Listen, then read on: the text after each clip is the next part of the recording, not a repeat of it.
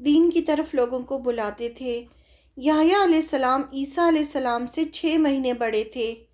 یحییٰ علیہ السلام بڑے ہوئے تو اپنے والد زکریا علیہ السلام کے ساتھ بنی اسرائیل کو اللہ کی طرف دعوت دینے لگے، لوگوں کو دین کی طرف بلاتے، اللہ کی عبادت اور نیک راستے پر چلنے کے لیے کہتے، کیونکہ اللہ تعالیٰ نے انہیں بھی پیغمبر بنایا تھا، تو وہ بھی جو زکریا علیہ السلام کام کرتے تھے وہ بھی اللہ کی طرف لوگوں کو بلاتے تھے، ماں باپ کے فرما بردار تھے۔ یحییٰ علیہ السلام لوگوں کے ساتھ اور خاص طور پر اپنے ماں باپ کے ساتھ بہت زیادہ رحم دل تھے، انہوں نے کبھی بھی ان کی نافرمانی نہیں کی تھی۔ یہ خاص طور پہ اللہ تعالیٰ نے اس کا ذکر کیا ہے۔ یحییٰ علیہ السلام عیسیٰ علیہ السلام سے صرف 6 مہینے بڑے تھے۔ اللہ نے ایک ہی وقت میں زکریا علیہ السلام، یحییٰ علیہ السلام اور عیسیٰ علیہ السلام کو بنی اسرائیل کی رہنمائی کے لیے بھیجا تھا۔ انہیں تینوں پیغمبر جو تھے یہ ایک ہی وقت میں تھے۔ تصدیق کی، یحییٰ علیہ السلام نے عیسیٰ علیہ السلام کی تصدیق کی کہ وہ اللہ کے پیغمبر ہیں۔ اللہ تعالیٰ نے قرآن میں فرمایا نا کہ وہ جب بشارت دی تھی کہ یحییٰ علیہ السلام جو ہیں اللہ کے کلمۃ اللہ یعنی اللہ کے کلمے کی تصدیق کریں گے، تو انہوں نے عیسیٰ علیہ السلام کی تصدیق کی کہ ہاں وہ اللہ کے رسول ہیں۔ میرے لیے دعا کریں۔ ایک بار یحییٰ علیہ السلام اور عیسیٰ علیہ السلام ملے تو عیسیٰ علیہ السلام نے یحییٰ علیہ السلام سے کہا کہ آپ اللہ سے میرے لیے بخشش کی دعا کیجئے کیونکہ آپ مجھ سے بہتر ہیں۔ یحییٰ علیہ السلام نے کہا نہیں، آپ مجھ سے بہتر ہیں، آپ اللہ سے میرے لیے بخشش کی دعا کیجئے۔ عیسیٰ علیہ السلام نے کہا نہیں، آپ مجھ سے بہتر ہیں کیونکہ میں نے خود اپنے لیے اللہ سے سلامتی مانگی ہے اور آپ پر تو خود اللہ نے سلامتی کی ہے۔ یہ جو واقعہ ہے اس میں جو اسرائیلی روایت آتی ہے کہ جو یحییٰ علیہ السلام تھے ان کو جان دا بیپٹسٹ بھی کہا جاتا ہے، تو وہ لوگوں کو بیپٹائز کرتے تھے، یعنی جو بنی اسرائیل تھے ان سے گناہوں کی توبہ کر کے ان کو غسل دلواتے تھے، پانی میں ڈبو کر نکالتے تھے۔ تو یہ کہا جاتا ہے کہ یحییٰ علیہ السلام نے عیسیٰ علیہ السلام کو بھی بیپٹائز کیا تھا، یعنی ان کے لیے بھی مغفرت کی دعا کی تھی اور ان کو بھی اسی طرح سے پانی میں ڈبو کے نکالا تھا۔ میدان حشر میں ہر کوئی گناہ کے ساتھ آئے گا، لیکن یحییٰ علیہ السلام پر سلامتی ہوگی کیونکہ اللہ نے خود فرما دیا کہ ان پر سلامتی ہوگی جب یہ دوبارہ اٹھائے جائیں گے۔ اللہ تعالیٰ نے خود قرآن مجید میں اس کے بارے میں فرما دیا ہے کہ جب لوگ اٹھائے جائیں گے اس دن ان پر سلامتی ہوگی۔ آپ صلی اللہ علیہ وسلم نے فرمایا حسن اور حسین رضی اللہ عنہم جنت میں نوجوانوں کے سردار ہوں گے سوائے 2 کزنز کے، یعنی یحییٰ علیہ السلام اور عیسیٰ علیہ السلام کے علاوہ وہ سب کے لیڈر ہوں گے۔ سب یحییٰ علیہ السلام سے محبت کرتے تھے۔ یحییٰ علیہ السلام سب لوگوں سے بہت رحم دلی سے پیش آتے تھے۔ اس کا نتیجہ یہ ہوا کہ انسان تو انسان، جانور بھی آپ سے بہت محبت کرتے تھے۔ زیادہ تر آپ کو لوگوں سے دور اکیلے رہنا پسند تھا۔ آپ جنگل میں چلے جاتے، جانوروں کے ساتھ کھانا کھاتے، جانور بھی آپ کی رحم دلی کی وجہ سے آپ سے بہت محبت کرتے تھے۔ یحییٰ علیہ السلام صاف ستھری غذا کھاتے، نہروں سے پانی پیتے اور اللہ کی عبادت کرتے۔ یہ بھی کہا جاتا ہے کہ آپ اللہ کو اور آخرت کو یاد کر کے بہت روتے تھے۔ یہ بھی آتا ہے کہ آپ اتنا روتے تھے کہ آپ کے گالوں پر نشان پڑ گئے تھے رونے کے۔ 3 دن آپ گھر نہیں آئے تو زکریا علیہ السلام آپ کو ڈھونڈنے نکلے، دیکھا کہ یحییٰ علیہ السلام نے اپنے لیے قبر کھودی ہوئی ہے اور اس میں بیٹھ کر خوب رو رہے ہیں۔ زکریا علیہ السلام نے پوچھا کہ بیٹا کیوں رو رہے ہو؟ یحییٰ علیہ السلام نے کہا کہ آپ نے ہی بتایا تھا کہ جہنم اور جنت کے بیچ ایک راستہ ہے جس پر سے ہر ایک کو گزرنا ہوگا اور اسے وہی پار کر پائے گا جو اللہ کی یاد میں روتا ہوگا۔ میں اس لیے رو رہا ہوں۔ زکریا علیہ السلام نے سنا تو وہ بھی رونے لگے۔ 5 کمانڈمنٹس یعنی 5 حکم دیے تھے اللہ تعالیٰ نے یحییٰ علیہ السلام کو۔ اللہ تعالیٰ نے یحییٰ علیہ السلام کو 5 کمانڈمنٹس یا حکم دیے تھے کہ وہ خود بھی کریں اور بنی اسرائیل کو بھی کرنے کے لیے کہیں۔ وہ بیت المقدس میں آئے، ان کے ساتھ عیسیٰ علیہ السلام بھی تھے، لوگ جمع ہو چکے تھے کیونکہ پیغمبر تھے، تو انہوں نے سب کو کہا کہ اللہ تعالیٰ نے مجھے 5 حکم دیے ہیں کہ میں آپ لوگوں تک پہنچا دوں۔ تو سب لوگ بیت المقدس میں اکٹھا ہو گئے انہیں سننے کے لیے۔ یحییٰ علیہ السلام تھوڑے رکے تو عیسیٰ علیہ السلام نے کہا کہ اگر آپ کہیں تو میں لوگوں کو بتا دیتا ہوں۔ اس پر یحییٰ علیہ السلام نے کہا کہ اگر میں نے اللہ کا حکم پورا نہیں کیا تو مجھے ڈر ہے کہ اللہ تعالیٰ مجھ سے ناراض نہ ہو جائیں اور مجھے سزا دیں یا یہ زمین مجھے نگل جائے۔ پھر وہ ایک اونچی جگہ بیٹھے یحییٰ علیہ السلام اور اللہ کی تعریف بیان کی، اس کی حمد اور ثنا کی اور لوگوں کو اللہ کا حکم سناتے ہوئے کہا، اللہ نے حکم دیا ہے کہ اسے میں بھی پورا کروں اور آپ سب کو بھی بتاؤں تاکہ آپ بھی اسے پورا کریں۔ یعنی اللہ نے یہ حکم دیے ہیں، مجھے بھی اسے پورا کرنا ہے اور آپ لوگوں کو بھی پورا کرنا ہے۔ پہلا حکم جو فرسٹ کمانڈمنٹ تھا وہ تھا اللہ کے سوا کسی اور کی عبادت نہ کرو، اس کی عبادت میں کسی کو بھی شریک نہ کرو۔ اللہ کے ساتھ کسی کو شریک کرنے کی مثال ایسی ہے جیسے کسی نے اپنا مال سونا چاندی دے کر ایک غلام خریدا اور وہ غلام کسی اور کے لیے کام کرنا شروع کر دے۔ آپ مجھے بتائیں یہ بات کس کو پسند آئے گی کہ اس کا خریدا ہوا غلام اس کی بجائے کسی اور کے لیے کام کرے؟ ایسے ہی اللہ نے ہمیں پیدا کیا ہے، وہی ہمیں رزق دیتا ہے، ہمیں پالتا ہے، تو وہ پسند کرتا ہے کہ بندہ صرف اس سے محبت کرے، صرف اسی کی عبادت کرے، اس کی عبادت میں کسی کو بھی شریک نہ کرے۔ یعنی صرف ایک اللہ کی عبادت کرو، اس کی عبادت میں کسی کو بھی شریک مت کرو۔ دوسرا حکم، اللہ حکم دیتا ہے کہ نماز پڑھو۔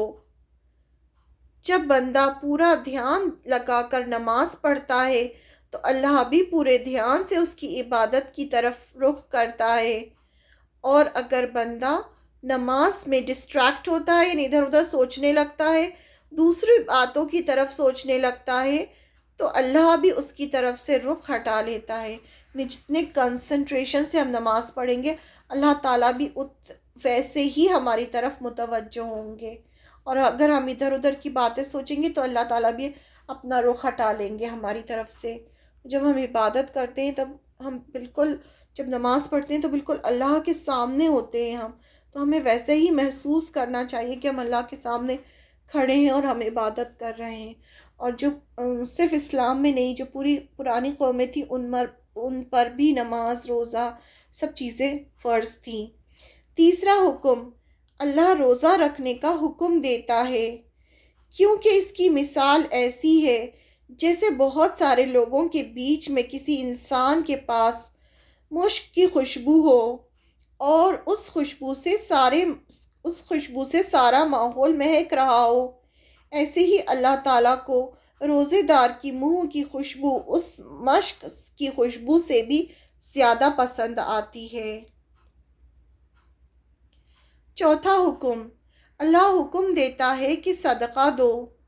اس کی مثال ایسی ہے جیسے کسی کو اس کے دشمن نے پکڑ لیا ہو اور اس کے ہاتھ گردن سے باندھ دیے ہوں اور وہ اس کی گردن کاٹنا چاہتا ہو، تو یہ انسان کہے کہ کیا یہ ممکن ہے کہ میں تمہیں مال دے کر خود کو چھڑا لوں یا تاوان دے کر خود کو چھڑا لوں؟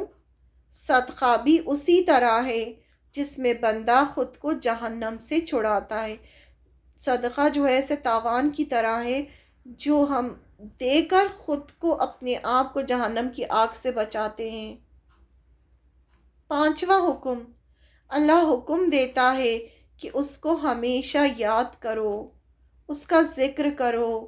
اس کی مثال ایسی ہے جیسے کسی کے پیچھے اس کا دشمن ہو اور اس سے بچنے کے لیے وہ ایک قلعے میں پناہ لے۔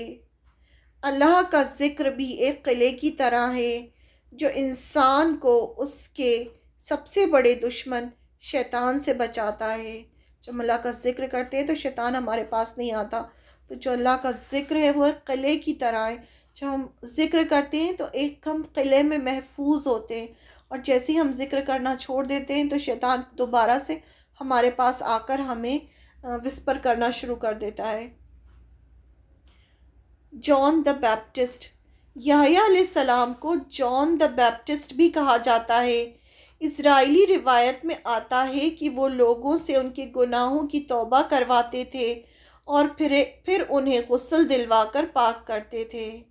ابھی بھی یہ جو سیریمنی ہے، یہ جو کرسچنس ہوتے ہیں، کرسچینٹی میں ہے یہ بیپٹائز کرنا۔ جب ان کے ہاں بچہ پیدا ہوتا ہے تو جیسے ہم لوگ کان میں اذان دیتے ہیں، ویسے ہی یہ جو چھوٹے بچے ہوتے ہیں ان کو ایک بڑے سے اس میں پانی ہوتا ہے، اس میں سے ڈبو کے ایک دم نکالتے ہیں، تو وہ بیپٹائز کرنا ہوتا ہے۔ تو یہ اسی سے ہے۔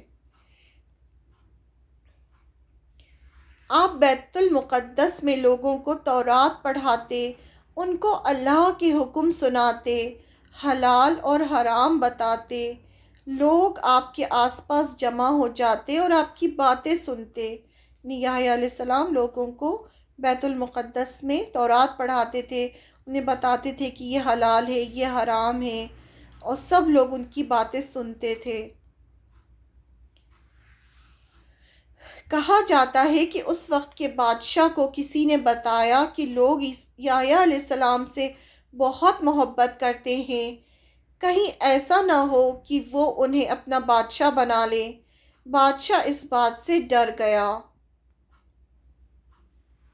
بادشاہ کون تھا؟ اسرائیلی بادشاہ تھا، بنی اسرائیل میں سے ہی تھا، یعنی کہ وہ بھی مسلمان تھا، کیونکہ ہر جو اس ٹائم اسلام تو نہیں تھا، تو ہر ایک کو اسی طرح سے مسلمان کا لقب دیا جاتا تھا۔ لیکن بادشاہ ایک ظالم شخص تھا۔ اس نے اپنے بھائی کی بیٹی سے شادی کرنے کا ارادہ کیا، جبکہ ان کی شریعت میں یہ حرام تھا۔ اس نے یحییٰ علیہ السلام سے اس شادی کی اجازت مانگی، جسے فتویٰ مانگتے ہیں ویسے، کیونکہ تب تک ان کی نبوت کا چرچا ہو چکا تھا اور وہ ان کے درمیان شریعت کے مطابق فیصلے کیا کرتے تھے۔ فتویٰ لینے کے لیے وہ تحفے لے کر آپ کی خدمت میں آیا۔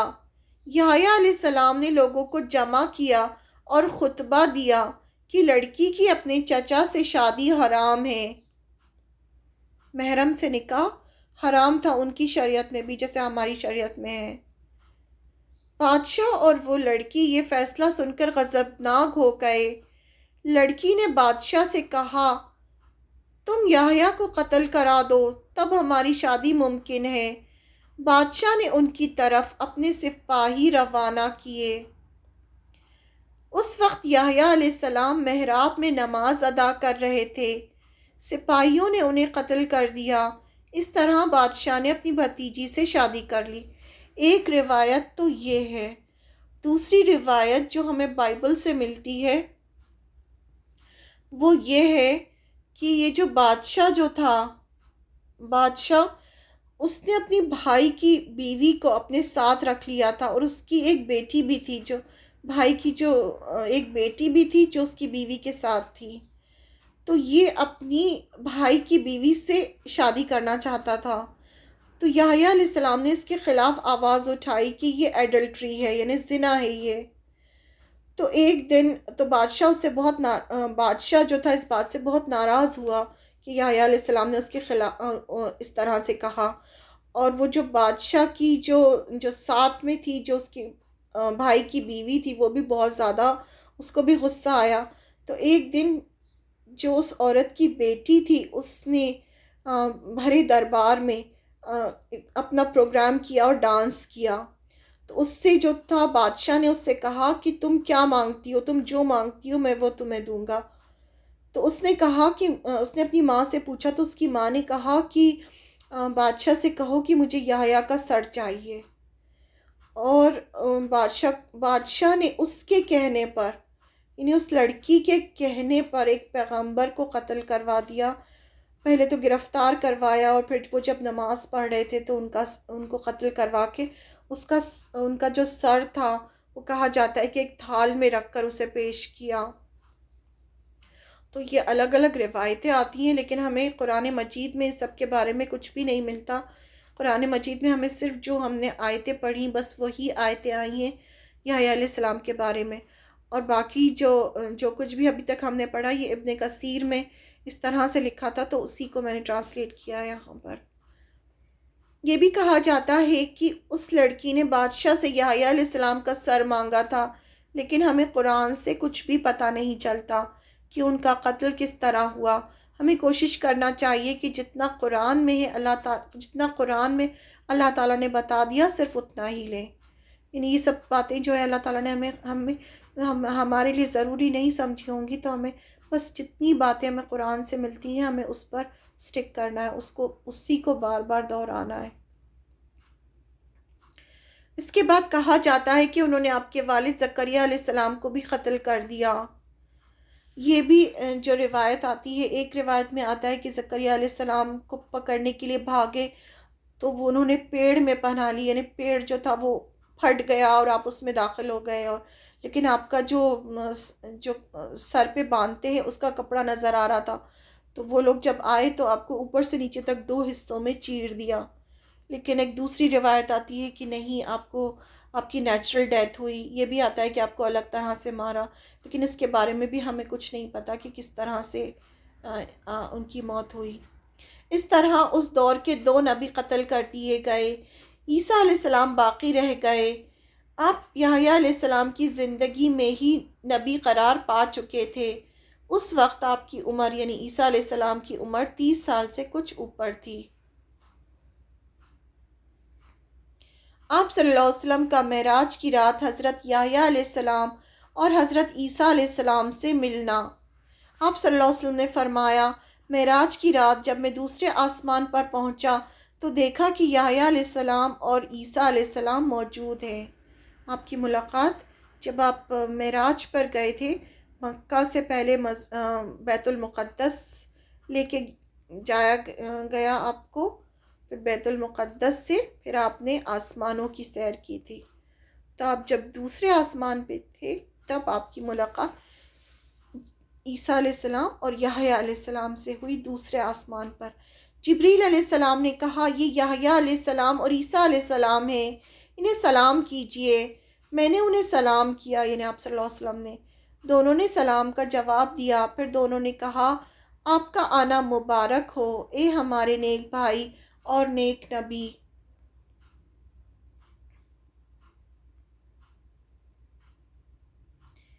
پہلے آسمان پر آدم علیہ السلام سے ملے تھے آپ صلی اللہ علیہ وسلم معراج میں، دوسرے آسمان پر یحییٰ علیہ السلام اور عیسیٰ علیہ السلام سے، تیسرے آسمان پر یوسف علیہ السلام سے، چوتھے آسمان پر ادریس علیہ السلام سے، پانچویں آسمان پر ہارون علیہ السلام سے، چھٹے آسمان پر موسیٰ علیہ السلام سے، اور ساتویں آسمان پر ابراہیم علیہ السلام سے۔ بنی اسرائیل نبیوں کو قتل کر دیتے تھے۔ اب دیکھیں کتنی چھوٹی سی بات پر ایک کتنے بڑے پیغمبر کو قتل کر دیا گیا۔ دنیا میں اس سے زیادہ بدبخت اور کوئی نہیں ہو سکتا جو مقدس ہستیوں کو قتل کر دے، جو نہ کسی کو ستاتی ہو اور نہ کسی کے مال و دولت پر نظر رکھتی ہو، بلکہ بغیر کسی لالچ کے ان کی زندگی قوم کی اصلاح اور خیر خواہی کے لیے وقف ہو چکی ہو۔ یعنی نیک لوگوں کو جو قتل کرنے کا سلسلہ ہے، یہ بنی اسرائیل میں تھا اور اس کے بعد بھی چلا آ رہا ہے۔ جب ہم امام، جب ہم چاروں اماموں کے بارے میں پڑھتے ہیں تو ہم پڑھتے ہیں کہ کس طرح سے ان سے فتوے مانگے جاتے تھے. جو بادشاہ وقت ہوتا تھا وہ ان سے غلط باتوں کے فتوے مانگتا تھا، اور جب وہ نہیں دیتے تھے تو ان پر بہت ظلم زیادتی کرتے تھے اور انہیں قتل بھی کروا دیتے تھے. تو ایسا ہی انہوں نے بنی اسرائیل میں بھی کیا، اور بہت سارے پیغمبروں کو، نبیوں کو انہوں نے قتل کیا. قیامت کے دن عذاب. آپ صلی اللہ علیہ وسلم سے حضرت ابو عبیدہ رضی اللہ عنہ کے اس سوال پر کہ قیامت کے دن سب سے زیادہ عذاب کا مستحق کون ہوگا، یہ فرمایا تھا کہ وہ شخص جو کسی نبی کو یا ایسے شخص کو قتل کرے جو بھلائی کا حکم دیتا ہو اور برائی سے روکتا ہو، اس کو سب سے زیادہ سزا ملے گی. جو ایسے کسی شخص کا قتل کرے، وہ نبیوں کو ناحق قتل کرتے تھے، یہ اللہ تعالیٰ نے فرمایا ہے. بنی اسرائیل نے اپنے بہت سارے نبیوں کو قتل کیا.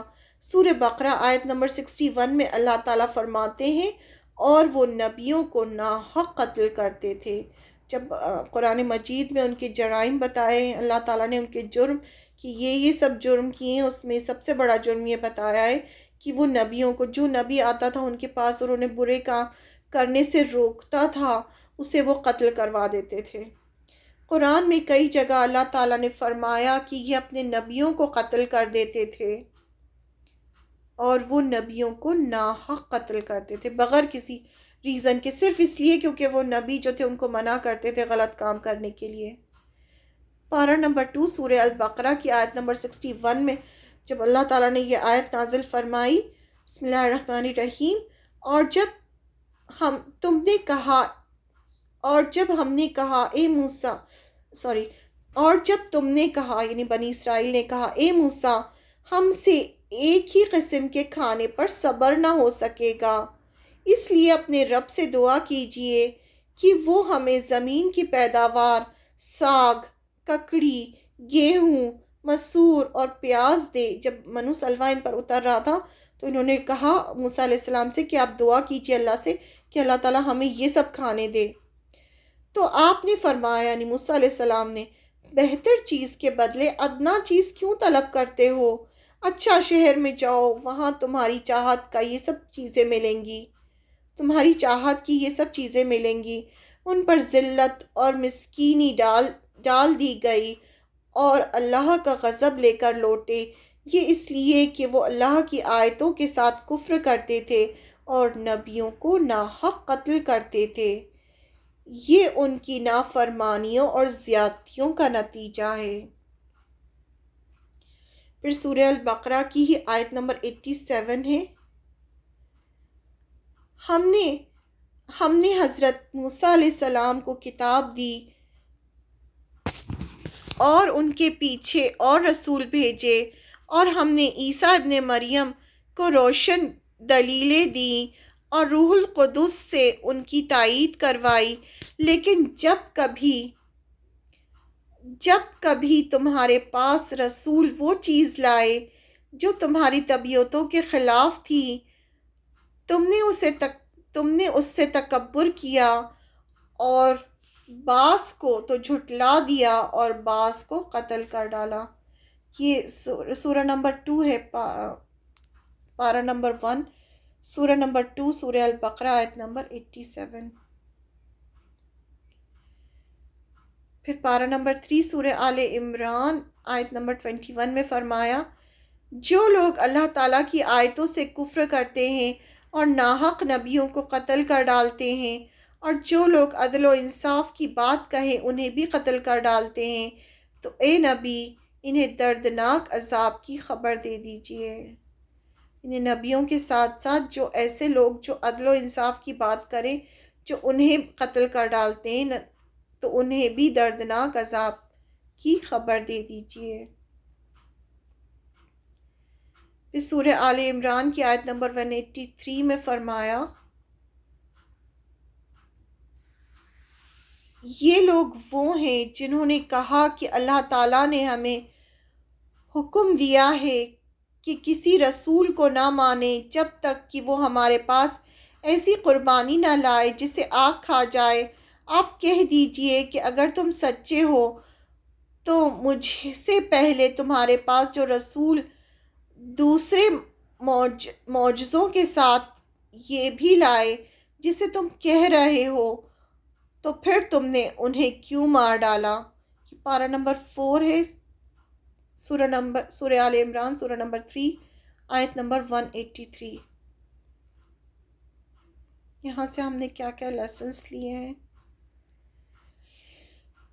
Life is nothing but a test, زندگی جو ہے صرف ایک ٹیسٹ ہے، دنیا آزمائش ہے۔ انسان کو کبھی بھی اللہ کے فضل و کرم سے کسی بھی وقت اور کسی بھی حالت میں نا امید نہیں ہونا چاہیے، مایوسی کو پاس نہیں آنے دینا چاہیے۔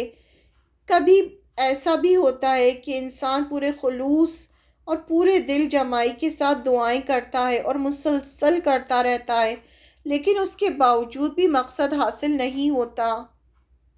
لیکن اس کا یہ مطلب ہرگز نہیں کہ اللہ دعائیں سن نہیں رہا یا قبول نہیں کر رہا۔ اس قسم کی مایوسی اور خیالات کو کفر قرار دیا گیا ہے۔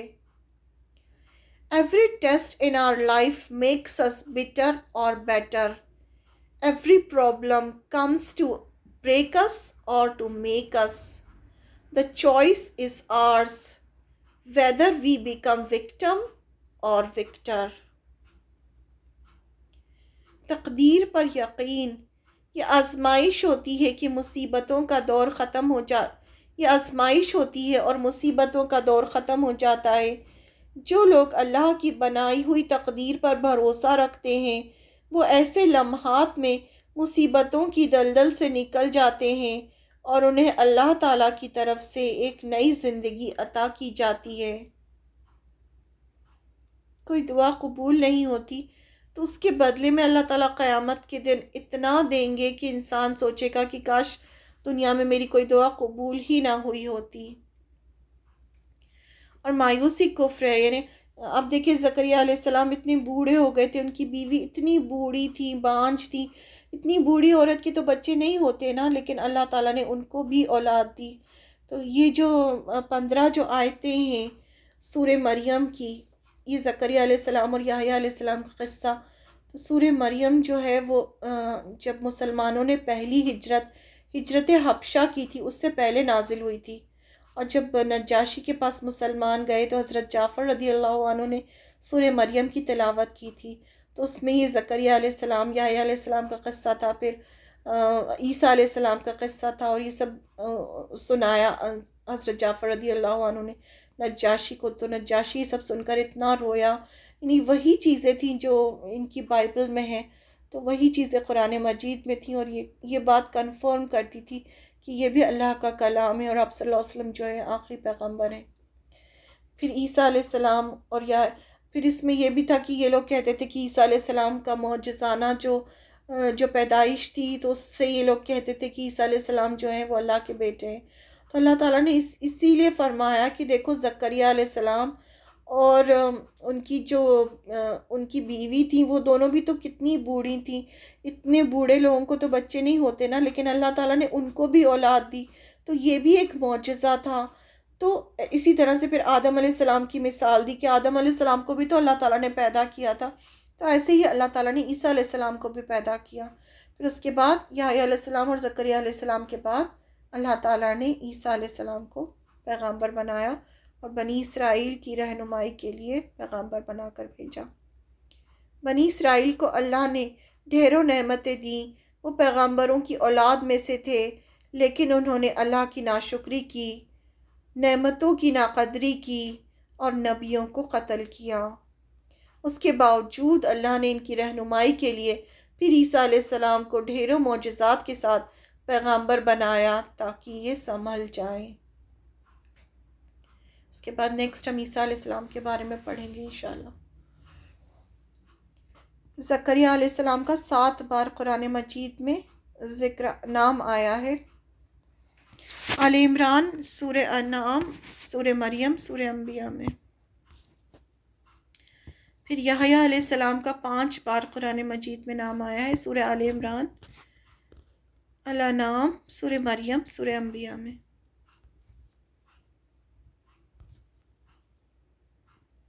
یہ ریفرنسز ہیں قرآن میں، سورہ آل عمران، سورہ انعام، سورہ انبیاء اور سورہ مریم۔ ٹوٹل 23 آیات ہیں اس کی اپروکسیمیٹلی۔ سبحانک اللہم و بحمدک نشہد ان لا الہ الا انت نستغفرک و اتوب الیک۔ السلام علیکم ورحمۃ اللہ وبرکاتہ۔